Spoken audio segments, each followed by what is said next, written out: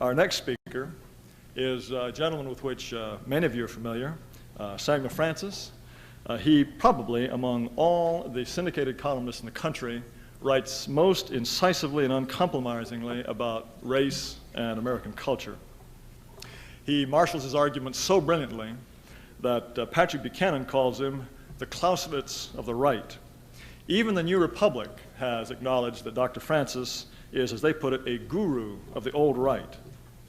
Now, Sam Francis has paid a very high price, as many of you know, for his outspokenness.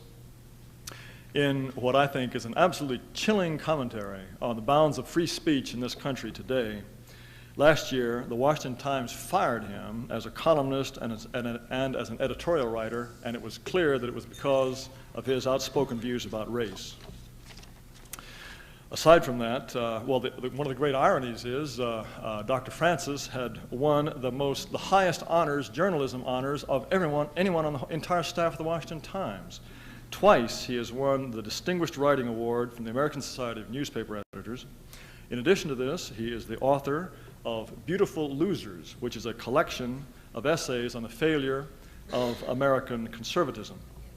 He also writes a very, very highly regarded column in Chronicles magazine and is a frequent contributor to Southern Partisan. And Dr. Francis will today speak to us on Equality Unmasked. Please welcome Dr. Francis.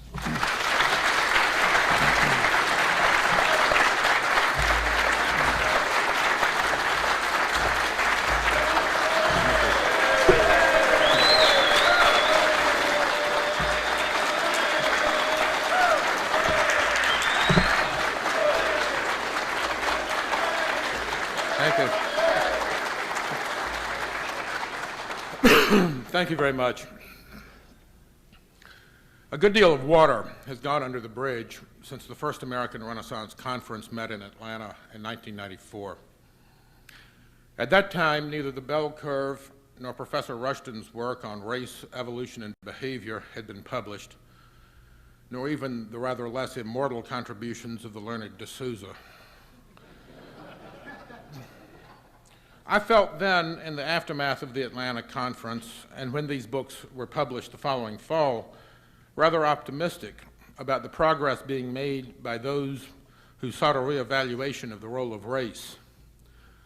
But I have to say that today, my optimism is considerably more muted. The bitterly hostile reaction to the bell curve and Professor Rushton's work, the dishonest and cowardly treatment of the American Renaissance Conference in de Souza's book, the crusade mounted in the press against this conference, similar crusades against talk show host Bob Grant in New York, and against other scientists who write about race, the difficulty that both Professor Levin and apparently Arthur Jensen are experiencing in finding publishers for their own major new works. And finally, but by no means least, the late unpleasantness that I experienced at the Washington Times, all lead me to believe that we, or certainly I, had seriously underestimated the resistance that frank and serious discussion of race would encounter.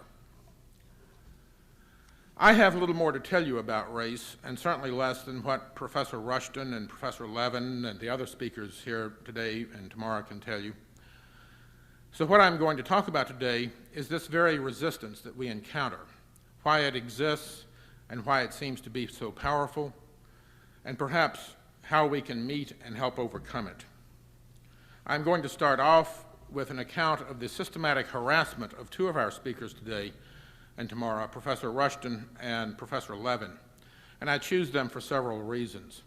Partly because they are present and can comment or criticize on my account as they see fit, partly because their stories offer instructive lessons for the conclusions that I'm going to draw, and partly because both of them have displayed a great amount of courage and commitment to their beliefs and scientific findings, and I think it is advisable that this audience appreciate what some of us have to go through in order to provide you with the edification and entertainment of the weekend. My account of their experiences is largely drawn from Roger Pearson's book, Race, Intelligence, and Bias in Academe, which is a study of how various academics and scientists who have violated taboos about race have been systematically harassed by the political left over the last 20 years or so.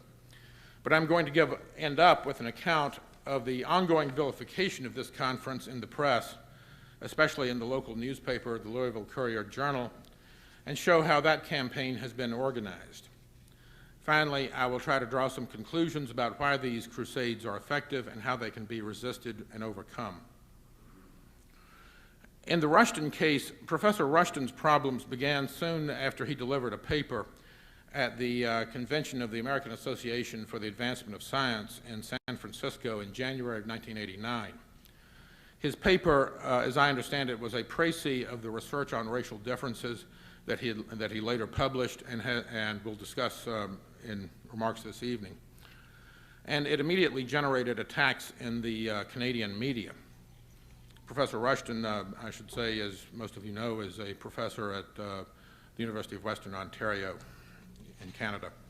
The Toronto Star reported in a headline soon after his speech that a Canadian professor's study stirs uproar at conference, which was a rather exaggerated account of the reaction to the remarks. And 2 days later, the same paper carried a story headlined, "Theory Racist, Prof has Scholars Boiling."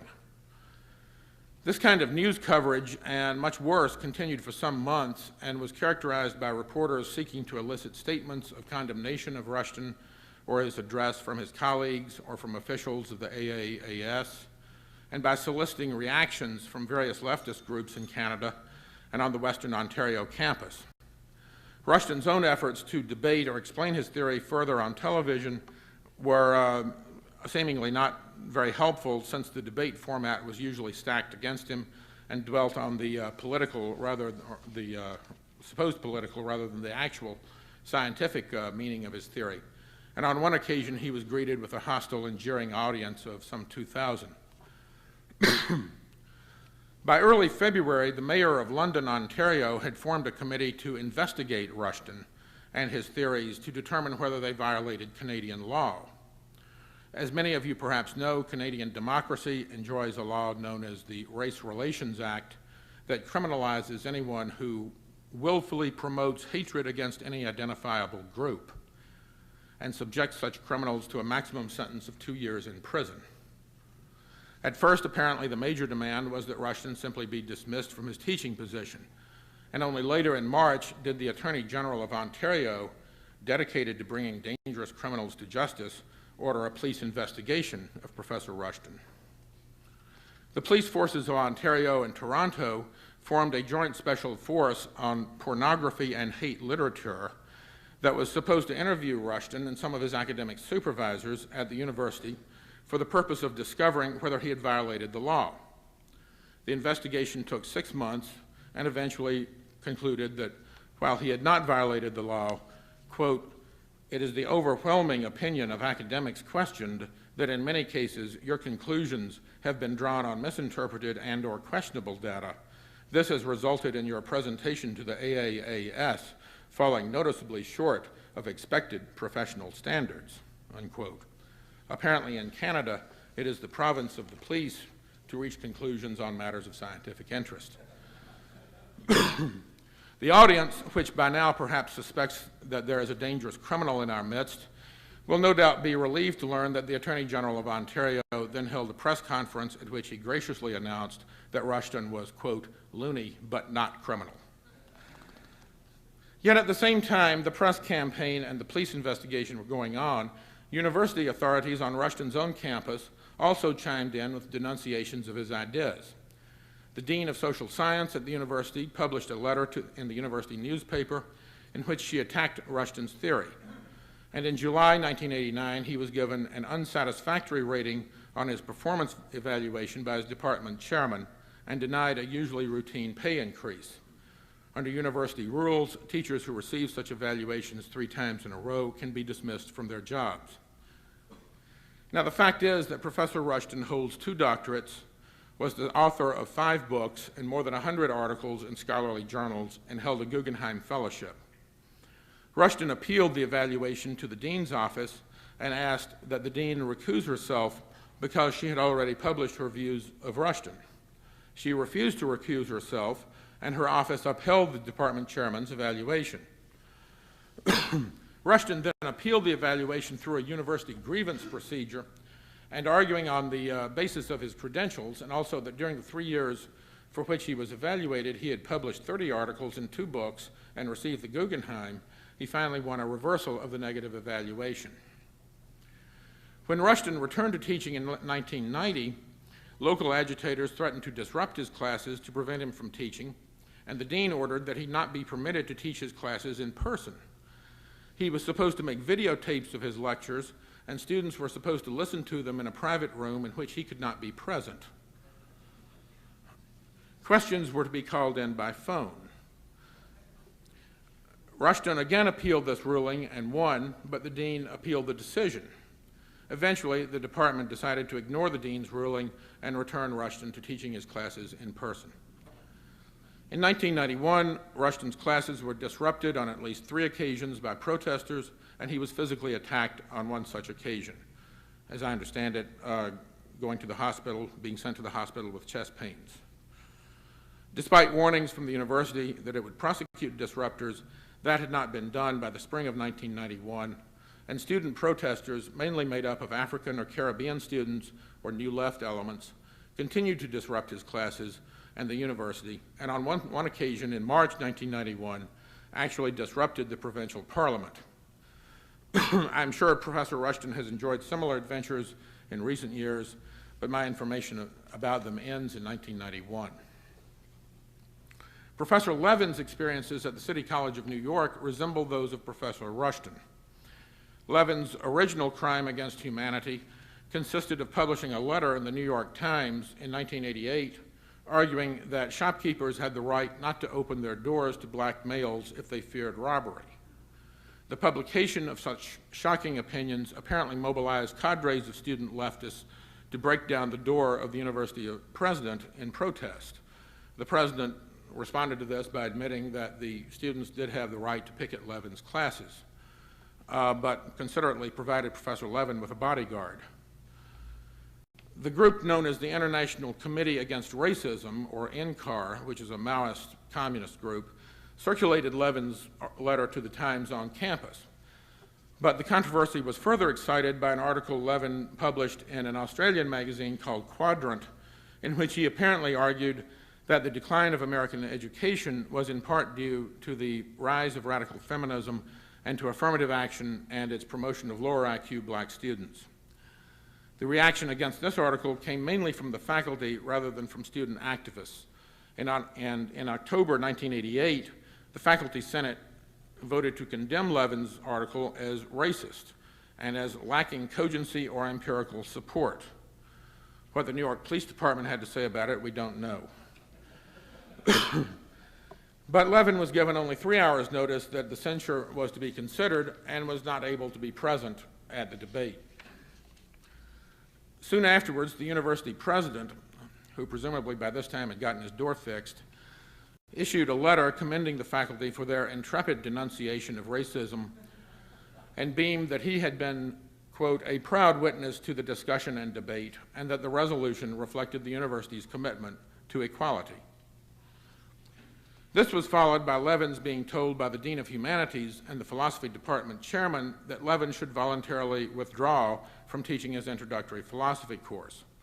And if he did not voluntarily withdraw, the chairman would come to the first class and invite the students to transfer to another section. Believing this arrangement to be temporary, Levin agreed to the proposal, but he later learned that it was intended to be permanent and would be extended to any required course that Levin taught. This kind of restriction severely limits a teacher's ability to recruit students for advanced work, and it represented a long-term threat to Levin's academic career. Meanwhile, plans for the Inquisition proceeded briskly, with the president of the university writing a letter urging the faculty senate to form a committee to investigate faculty members for bias-related activities. The Senate refused to do so on the lucid grounds that such a committee would have a chilling effect on academic freedom, if not on their own careers. But the president continued to badger for such a committee, and in several interviews he expressed frustration that he was unable to break Levin's tenure and fire him altogether. Levin, meanwhile, continued to commit yet more crimes against humanity. When the American Philosophical Association concluded that blacks were underrepresented in teaching philosophy, Levin published a letter in the Proceedings of the APA arguing that the reason had to do with lower black IQ. This led the humanities dean at the school to send a letter to each of Levin's students warning them that their professor harbored what the dean called controversial views about race and sex, and offering them an alternative section if they were unable to cope with the trauma of being exposed to controversy in the course of studying philosophy. Finally, the president got down to business by forming a committee to inquire into whether Levin had engaged in conduct unbecoming a faculty member, a phrase usually associated with efforts to break tenure and dismiss the faculty member.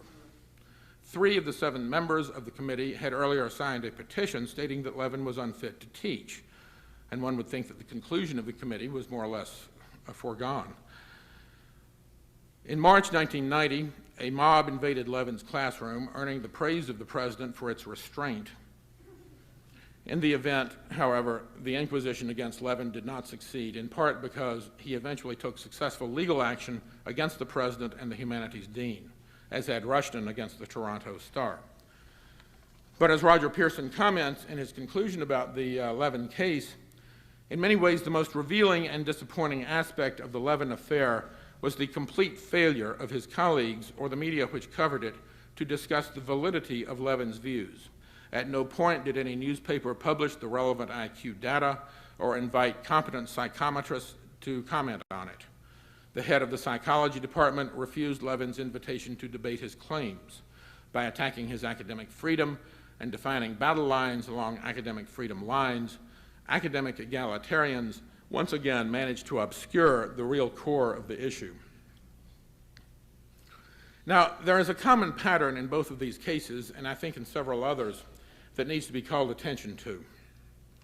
What happens when an academic violates a taboo on race is that first the media broadcast and typically misrepresent it, and then the professional left, usually on campus, either racial minorities who feel aggrieved or white Marxists, moves into battle by invading classrooms, staging protests, prayer vigils, disruptions, demonstrations, and all the rest of it. But for the most part, even though that phase of the attack is the most visible and the most publicized, it is not the heart of the academic criminal's problems. The heart of his problem comes from a lack of sufficient support from his colleagues and supervisors or from their active hostility. Derogatory and dismissive comments on the academic's ideas can serve to harm his career and professional stature. Disciplinary action by chairmen, deans, committees, and university presidents can actually cost him his job, or at least disrupt and subvert his academic work. It makes sense for Marxists and even minority students to be offended at ideas they regard as racist, and even up to a point to protest such ideas. And again, up to a point, that is their right. What makes far less sense is for professional academics and academic administrators to involve themselves in the controversies against the academic taboo breaker and to devote so much of their energies to punishing or silencing him. And what that pattern, as well as the general hysteria that informs the reaction to any violation of taboos concerning racial equality, point to, in my opinion, is that what we are dealing with in egalitarianism today is not a rational belief. What we are dealing with in egalitarianism is an ideology that serves various social and political and even psychological functions. In fact, egalitarianism, since the progressive era of the early 20th century, and especially since the New Deal, has become at first an unofficial and increasingly an official ideology of the system in which we live. The government, the dominant culture, and even the economy of the United States and the Western world. Egalitarianism has become an ideology that protects, serves, and rationalizes the interests of the elites that hold power in Western society, just as doctrines like the divine right of kings serve the interests of monarchies and aristocracies before the French Revolution. Roger Pearson points to this role of egalitarianism in his chapter on the Rushton case when he writes, Rushton's research had carried him into an area of direct economic and political significance. his findings had uncovered flaws in the established version of environmentalist social science testimony on which massive government programs had been built in both Canada and the USA. These not only provided for a massive redistribution of wealth and reverse discrimination in employment, but had provided a vested interest for millions of beneficiaries. His findings also threatened the well-being of organizations that had been built on the surplus funds, which could be culled from supervising this redistribution of wealth, and also had potentially adverse implications for the immigration industry. Little did Rushton realize that his seemingly innocent research would stir up such a tempest. Those on the left knew the crucial importance of the data he was studying and of the need to keep the public from accepting his opinions, as well as preventing other scholars from daring to speak their minds on the issues involved. I think that understanding egalitarianism as the ideology of an elite is important for several reasons. In the first place, it puts the Marxists and radicals of the left in an entirely different light from the one in which they like to present themselves, that of rebels against the system. Invariably, when Marxist groups protest against racism, they argue that racism is the tool of capitalism, that a capitalist ruling class promotes racism in order to justify the exploitation of non-whites and to keep white and non-white proletariats divided. But in reality, there's no truth whatsoever in this theory. If it were true, we would expect academics like Rushton and Levin, Arthur Jensen and Richard Herrenstein to have received millions in grants from large corporations and foundations. In fact, they receive little or nothing. And the grants those institutions do make do not support hereditarian views of social problems, but rather environmentalist and egalitarian views. It was, after all, the Carnegie Foundation that provided Gunnar Myrdal with $300,000 to produce An American Dilemma, for years the Bible of racial egalitarian environmentalism. The truth is that when Marxists and self-described radicals denounce what they call racism, they are in fact performing as the ideological vanguard of the real elites that hold power and which possess enormous vested interest in egalitarianism and environmentalism. It is the radical egalitarians and anti-hereditarians who are the real running dogs of the system, and not those who challenge egalitarianism and environmentalism. And it is the hereditarians like Rushton and Levin who are the real radicals or even revolutionaries who challenge the lies and mythologies in which entrenched powers always mask themselves.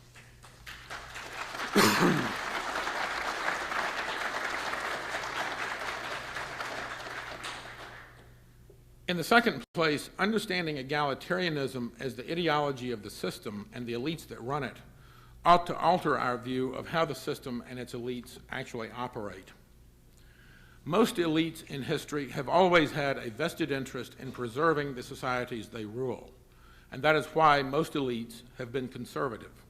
The British aristocracy up to the 20th century is a fairly typical example of such a conservative elite. But the elite that has come to power in the United States and the Western world in this century actually has a vested interest in managing and manipulating social change, the destruction of the society it rules. Political analyst Kevin Phillips pointed this out in his 1975 book, Mediocrity, which is a study of the emergence of what he calls the new knowledge elite, the members of which approach society from a new vantage point. Change does not threaten the affluent intelligentsia of the post-industrial society the way it threatened the landowners and industrialists of the New Deal. On the contrary, change is as essential to the knowledge sector as inventory turnover is to a merchant or a manufacturer. Change keeps up demand for the product, research, news, theory, and technology. Post-industrialism, a knowledge elite, and accelerated social change appear to go hand in hand. The new knowledge elite does not preserve and protect existing traditions and institutions. On the contrary, far more than previous new classes, the knowledge elite has sought to modify or replace traditional institutions with new relationships and power centers. And egalitarianism and environmentalism serve this need to create and manage social change perfectly. Traditional institutions can be depicted not only as unequal and oppressive, but also as pathological, requiring the social and economic therapy that only the knowledge elite is skilled enough to design and apply. The interests of the knowledge elite in managing social change happen to be entirely consistent not only with the agendas of the hard left, but also with the grievances and demands of various racial and ethnic groups that view racism and prejudice as obstacles to their own advancement. So that what we see is an alliance between the new elites and organized racial and ethnic minorities to undermine and displace the traditional institutions and beliefs of white Euro-American society, which just happen to be the power centers of older elites based on wealth, land, and status. This process of displacement or dispossession is always described as progressive, liberating, or diversifying, when in fact it merely helps consolidate the dominance of a new class and weaken the power and interests of its rivals. Furthermore, what this understanding of the real meaning of egalitarianism leads to is that when we see university deans and presidents, quote, caving in to the demands of the hard left, they are not really displaying traits of weakness and appeasement. Universities are the breeding grounds of egalitarianism and its applications to society by the elites, and hence they occupy a special and strategic place in the functioning of the system. If the ideology of egalitarianism were abandoned, many of the functions that universities now perform in the way of research and much of what their faculties do in designing egalitarian social programs and therapy would become obsolete.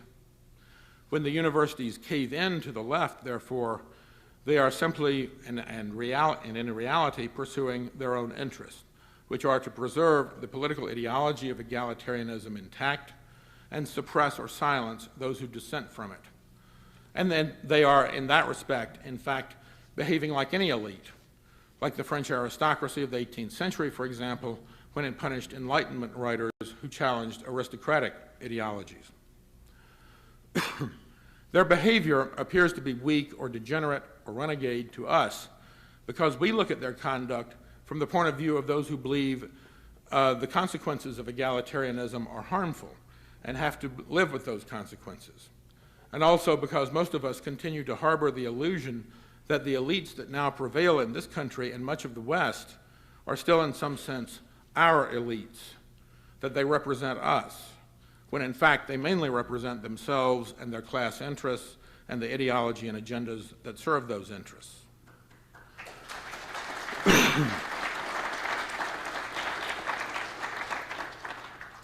I think understanding egalitarianism today as the ideology of a dominant elite that uses it to serve its own interests may suggest ways in which we could more successfully confront the ideology and those it serves. In the past, most of those who have challenged egalitarianism in one form or another have done so through what we might call rationalistic means. That is, they have tried to cite scientific or empirical evidence logically assembled to offer the challenge. Certainly that is an important and indeed crucial element of the challenge. But whatever its rational and scientific merits, it has not been enough. As Pearson points out, none of Levin's critics, and not many of Rushton's either, was interested in debating their ideas or dealing with their scientific validity. Of course not. What their critics were interested in was power and in preventing Rushton, Levin, and others from challenging that power. And that is exactly the point at which they should be attacked and exposed.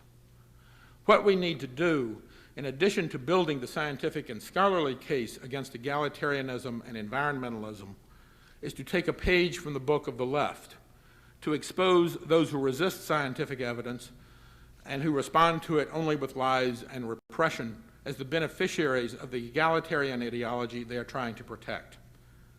We need to show that an entire political and economic industry gains wealth and power from egalitarian environmental ideology, and in a word, unmask or deconstruct those interests. And we need in particular to show how Americans, as taxpayers, as crime victims, as job and college applicants, and frankly simply as white people, are being exploited and victimized by the lie of equality and the power structure that rests on it.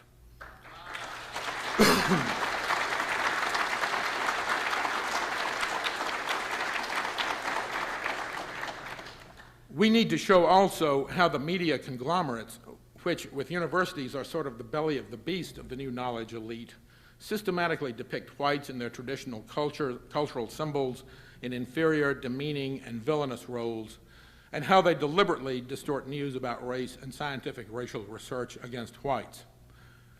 One example of this comes from the crusade against Bob Grant in New York, which was largely conducted by a group that calls itself FAIR, for fairness and accuracy in reporting. FAIR poses as a watchdog of the press, but the quickest glance at the materials it produces shows that it is in fact a hard-left political battery dedicated to ridding the media of anyone to the right of Tom Brokaw.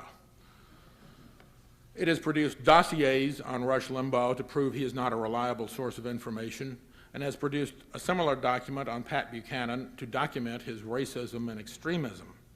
But I am unable to identify any such dossier produced by FAIR on any liberal or left-wing commentator.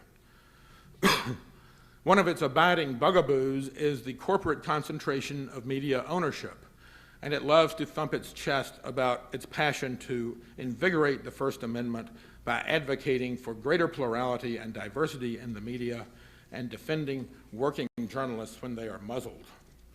As a working journalist who was muzzled, I might have made use of FAIR's talents, but for some reason they have not knocked on my door. But Mr. Grant did hear from them. On March 31st of this year, FAIR ran a quarter-page ad on the op-ed page of the Sunday New York Times in the form of an open letter to Michael Eisner of the Walt Disney Company, which was the new corporate parent of Mr. Grant's station. The ad claimed that Mr. Grant on his program had promoted, quote, the white supremacist American Renaissance Conference in Louisville, and, unquote, and demanded of Mr. Eisner, is it the policy of the Walt Disney Company to allow hosts on its stations to make racial slurs? And is it Disney's policy to allow the promotion of white supremacist groups on its stations? Though FAIR did not explicitly demand Grant's firing, it was clear that was the goal it had in mind. So much for invigorating the First Amendment. I will comment only briefly on the falsity of the description of American Renaissance in this conference, let alone me as white supremacist, a term none of us has ever applied to ourselves and one which we have explicitly, publicly, and repeatedly rejected. FAIR did not bother to cite any of several published letters by me in major newspapers rejecting this term. Now, not only is FAIR neither fair nor accurate in what it jokingly calls its reporting, but also it managed to reach all the way out into the boondocks of Louisville to induce reporter David Heath of the Louisville Courier to swallow its bait and then regurgitate it in the form of, quote, news articles here, articles that are transparently inaccurate and equally transparently based on FAIR's propaganda. It turns out that while FAIR whines and grouses about corporate concentration of media ownership, and I substantially agree with them on much of that, FAIR actually receives a good deal of its own cash from such concentrations of mega money as the MacArthur Foundation and the Turner Foundation in Atlanta, the tax-exempt preserve of multimillionaire media czar Ted Turner and his wife, the famous North Vietnamese patriot.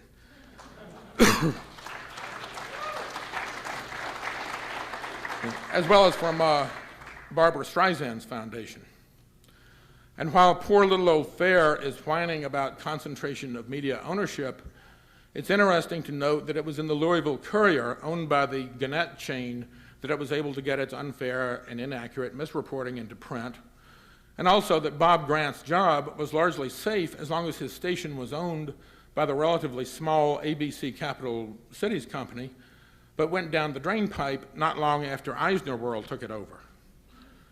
FAIR is in fact dependent on large sums of cash from tax-exempt foundations run by wealthy leftists and assorted bubbleheads, and its claims to resist media concentration, to champion muzzled reporters, and to invigorate the First Amendment and freedom of expression are all simply lies that mask its real role as a tool of the real elites that have come to power in this country. Finally, in addition to unmasking the real role of egalitarianism as a device of power, we need to take yet another page from the book of the left in mustering the courage to stand up and speak up for what we believe in. to develop the kind of solidarity against which lies and repression cannot stand. We do not yet have that kind of solidarity, and the result is that we are picked off one by one whenever the left or its allies decide to move against us. It is fairly commonplace for those of us who speak and write frankly about race and equality to encounter audiences where the criticism and hostility of a handful are triumphant, only to find after the speech that we are approached privately by many sympathizers who have sat silent throughout the whole proceeding and said nothing, but who now rush to our side to assure us that they really agree with us, only they just can't run the risk of saying so. How sweet. I and Jared Taylor and Phil Rushton and Michael Levin and the others are supposed to run the gauntlet, risk our own jobs and even our physical security, while others secretly and silently and safely applaud. If you agree with the ideas you have heard at this conference, in which you read in American Renaissance, or in my columns, or in the books by the distinguished authors who have come here, and if you believe those ideas are important, then you and all of us are going to have to do something yourself.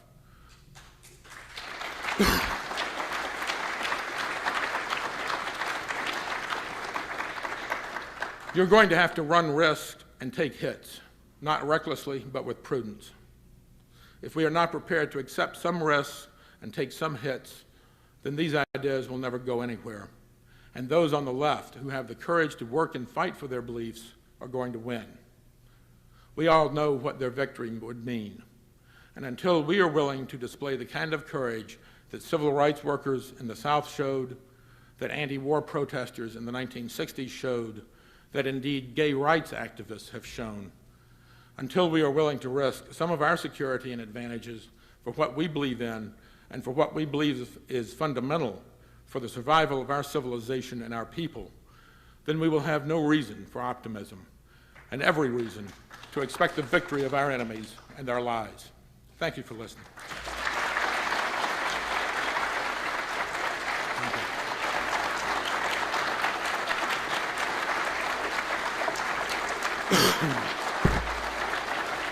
Thank you.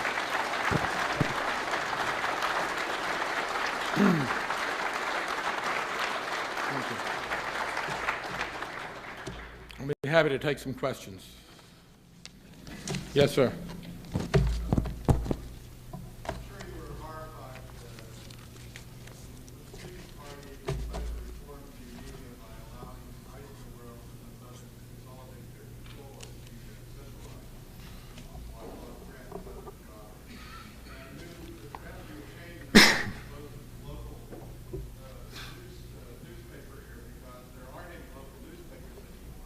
Yes. What do we do to wake up the American public that our news is becoming almost totally centrally controlled with no diversity of opinion? Well, I think there are alternative media. I think the internet is probably the most hopeful instrument for that. And I think shortwave radio, I'm told, is very useful. I am actually more hopeful now about the ability to get around media control of communications than I have been in the past. I was always skeptical about things like the internet and computers and fax machines and all that until I actually started using them. But and I still don't think that they're going to save the world, but they are very useful instruments, and you can have a great many conversations and verboten ideas on these things. And I really don't think the media conglomerates are going to be able to preserve their monopoly of ideas with these instruments. That's mainly what I would recommend. Other questions? Yes, sir. I just have one comment. Can you hear me? Yes. Comment was this, that one of the great risks to someone who speaks out is the risk that fell upon you, Yeah. which is loss of a job. Yes. And people who have reached retirement age, and get retired, are less exposed to that than the rest of us. And I just wanted to encourage people at that age to do more speaking out, because you don't face the great difficulty as the rest of us. I'm one of those people, and I tend to do more of it myself.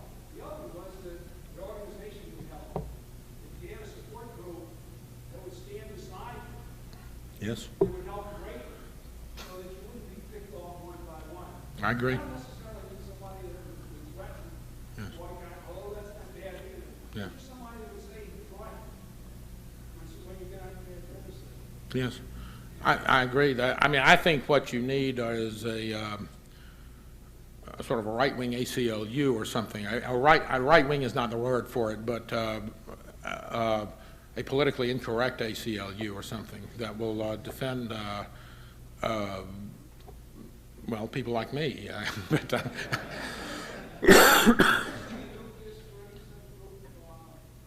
well, there are various conservative groups that do sort of sue governments and that sort of thing, mainly on economic and business regulation grounds. And I think there have been some challenges like this in the media, maybe, but frankly, thinking about my own situation, I cannot think of someone who has been fired for the expression of right-wing ideas by a right-wing newspaper in the past. In fact, I can't think of too many journalists who have been fired or silenced where suppressing their ideas is explicitly the reason given. Usually they come up with some other excuse, taste or something like that, or libel or something. But in any case, yes, sir. What was the actual reason at the time, if any, it gave you for your unfiring time? My speech at the American Renaissance Conference in 1994, or D'Souza's account of it. And did they elaborate any, and what specifically did you say was wrong? Let's see. There were, I think there were several things. I think one thing I said was that the cultural achievements of white civilization could not be replicated by other races for genetic reasons. That was a big no-no in West Prudden's mind. It's fairly unacceptable, I think. We've been talking about it all day long here. I don't know, there were a couple of other things, I don't know.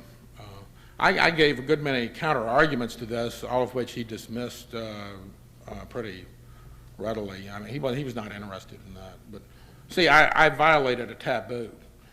It's not a question of whether it was right or wrong. And that's the problem. Yes, Sam Dixon. I followed with great interest for a second. And I wish that I had more to help you, and I would whoever I could. I don't think legally you have my friend. But I do think people should support people like you and Philippe Rushton and others. And one way, of course, would be by remembering you in their will. I mean, try to remember you, that I'm quite serious. So we hear complaints that people don't stand up. And yet when people do stand up, they're not supported as they ought to be, as you ought to be. And of course, the greatest threat the establishment has is economic ruin. And they're, to understand practices of living well, they are intimidated. You know what happens? And I would earnestly commend people, especially childish people, they remember the current heroes of our race in their will.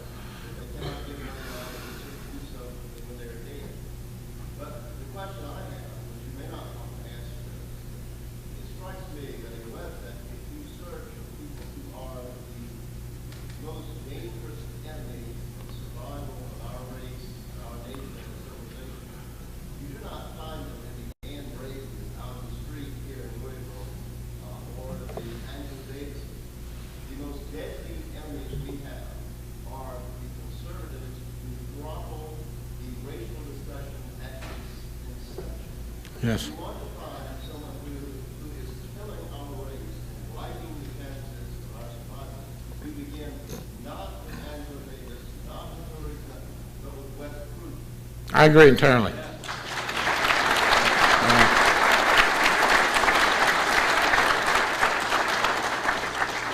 In fact, it was the decision, I think, of establishment or mainstream conservatives in the 1950s to abandon, in effect, racial arguments and racial science as an element of their political beliefs. It was that decision that pushed race underground so that no one in mainstream dialogue could discuss it at that point. If National Review is not going to discuss this, IQ differences and scientific findings and all of this, then the next leap over is far right and often not very reliable and not very respectable journals. And when both ends of the political spectrum decide to drop something, then it disappears. There's nothing else you can do about it. And it is precisely that decision, and I think it was probably a conscious decision on the part of National Review conservatives in the 50s or early 60s to stop talking about race, that led to the long dark age between, that time and say just a few years ago with Rushton, Shockley, and Jensen, and the, dare I say it, the American Renaissance of racial studies.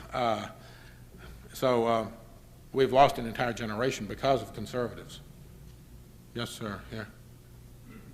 How many members of the National Press Club would agree with the content of your remarks, quite apart from what you should have said them? The remarks at the last, the ones I got fired for, I doubt if very many of them would have agreed with it. The National Press Corps and the Press Club, that's a fairly left-wing liberal group. I have had expressions of support as far as my rights go from a number of liberal sources. Andy Rooney actually wrote a column defending me and excoriating the Washington Times for firing me. The magazine Liberty recently had an editorial saying that I was full of crap on most things, but I wrote a more interesting column than most of the people in the Washington Times. Dr. Francis, Yeah. my question really is, how many people, including people in the White House, the staff, on congressional committee staffs, are like the Japanese that Mr. Taylor was interrupted by, simply saying, we all know this. That is what I want to know. How many people, Charles Murray uses the term whispering. When people whisper in Washington, how many of them disagree with what you said at the 94 conference? I have no idea how many disagree, but I don't think very many would agree.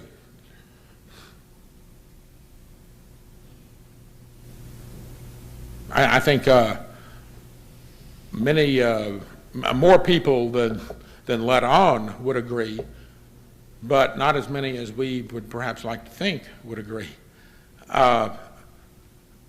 It's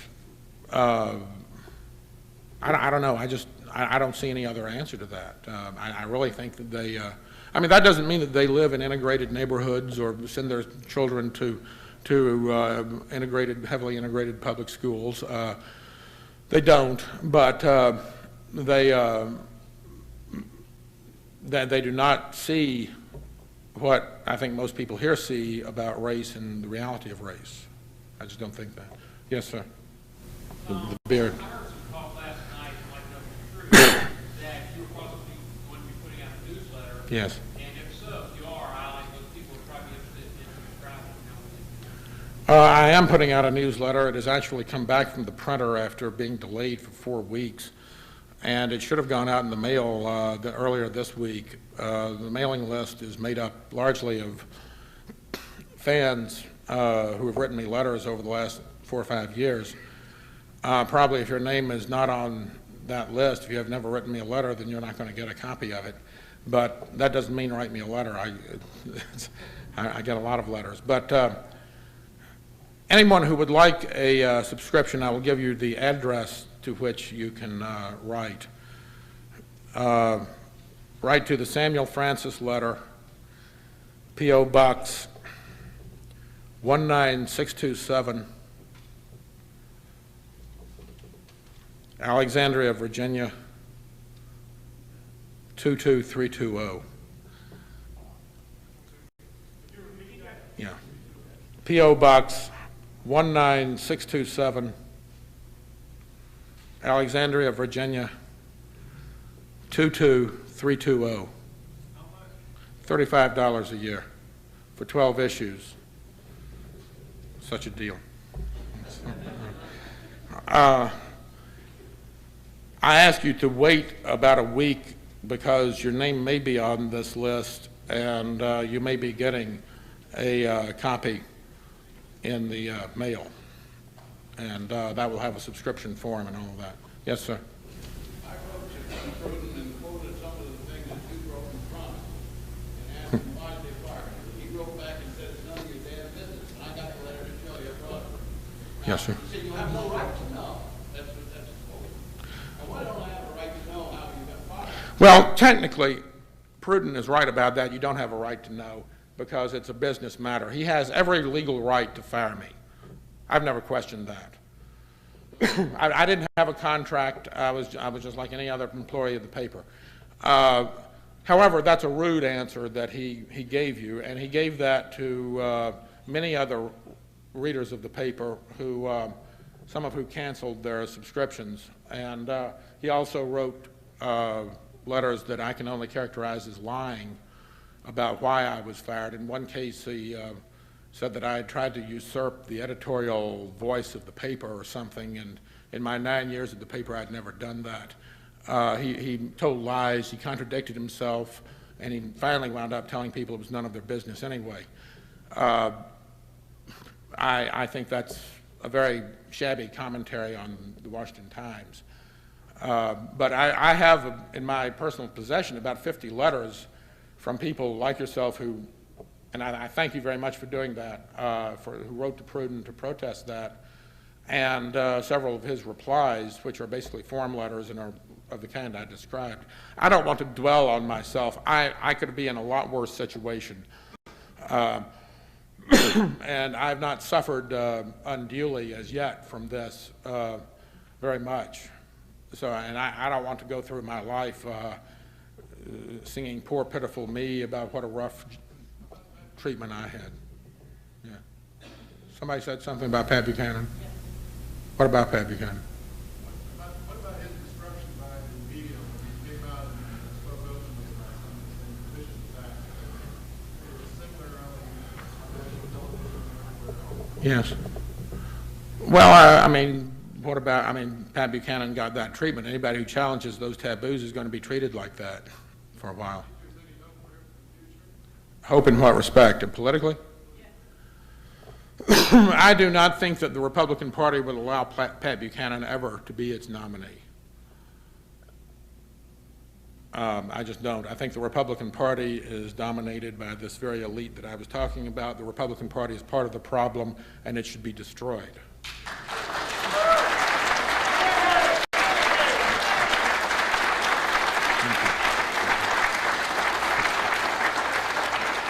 Yes, sir. Yes, sir. Sir, I think I can ask questions better if you would ask one to me. What is your doctorate in? British history, British and European history. Oh, then you'll sympathize with me. I wouldn't be right. I do sympathize with you, yes. Try Samuel Pepys's diary. But, all right. Yeah, Stan has. Sam, I want to tell you that after I found out that you got fired, I did call the Washington Times up. I had a subscription, and I said, I am withdrawing my subscription. I want it to end right now because you fired Sam Francis. And I am really very, very upset and angry with you. What I want to encourage any other people that are here is to do the same thing. If you're still subscribing to that demon newspaper owned by Sun Moon, who promotes massive legal immigration, that was another issue, another reason why Sam got fired, is, vote with your pocketbook and just withdraw from these stop subscribing to Okay. newspapers and support people like Sam.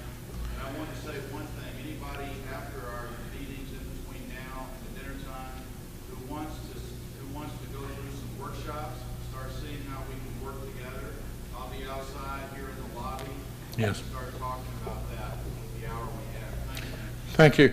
I want to say that in the wake of my firing, I had an immense amount of support from the readers of American Renaissance, from the members of the 187 movement that Stan Hess helped form, and from the Council of Conservative Citizens, from people in the Southern League, from a wide range of readers and citizens. And I want to thank, many of you wrote letters to Pruden, many of you have been very supportive of me. I want to thank all of you for that. Thank you. Anything more? One more question. Yes, sir, in the back. How would it be possible for us to support academics when they come under fire like this? Those of you who are in the market, we can go with our pockets. What should we do to support academics? I'm not sure. You'd have to ask academics about that because they would know the sort of choke points or strong links or weak links in their own organizations. It could be that letter writing campaigns can sometimes hurt people because people don't always know what to say, or they say the wrong thing, and it just scares the academics or something. But if Rushton or Levin or any other academic has anything to say about it, I'd be glad to hear what they have to say. I have a question in that regard to Rushton. Because of Rushton already got aided greatly by an assemblage of letters that people around the world have feel if you're ones who are willing to write. Yes, you can ask me tonight. I will talk tonight. Okay, that's all. Thank you very much.